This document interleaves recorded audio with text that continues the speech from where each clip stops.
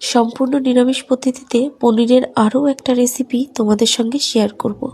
এখানে 1.5 চামচ মতো পোস্ত, 1/2 চামচ সর্ষে আর 2টো কাঁচা লঙ্কা একটু নুন দিয়ে বেটে নিয়েছি। এবার যেহেতু পনিরটাকে আমি স্টিমে দেব, সেই জন্য সরাসরি একটা স্টিলের পাত্রে কিউব করে কেটে রাখা পনির, পরিমাণ মতো নুন, একটা চিড়ে রাখা লঙ্কা আর কিছুটা সর্ষের তেল দিয়ে ভালো করে মিক্স করে ঢাকনাটাকে বন্ধ করে রাখবো 5 মিনিট মতো। এইবার অন্য একটা কড়াইয়ে একটা স্ট্যান্ড বসিয়ে আমি কিছুটা জল আগেই বসিয়ে দিয়েছিলাম। দেখো জলে বাবল উঠতে শুরু করেছে। এবার এর মধ্যে টিফিন বক্সটা বসিয়ে দেব। এবার উপর থেকে চাপা ঢাকা দিয়ে 10 মিনিট মতো রেখে দেব। ফিরলাম 10 মিনিট পর। এবার ঢাকা খুলে নামিয়ে নিলেই রেডি গরম গরম পনির ভাপা। জানো তো, আমি পার্সোনালি পনিরের মধ্যে হলুদটা খুব একটা বেশি পছন্দ করি না। পনিরটা সাদা তো, বেশ সাদা সাদাই ভালো লাগে। তোমরা চাইলে স্টিমে বসানোর আগে একটু হলুদ দিয়ে তারপর স্টিমে বসাতে পারো।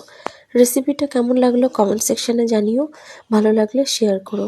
আজকে এই পর্যন্তই, ফিরবো নতুন রেসিপির সঙ্গে। সবাই ভালো থেকো, সুস্থ থেকো, ততক্ষণের জন্যে টাটা।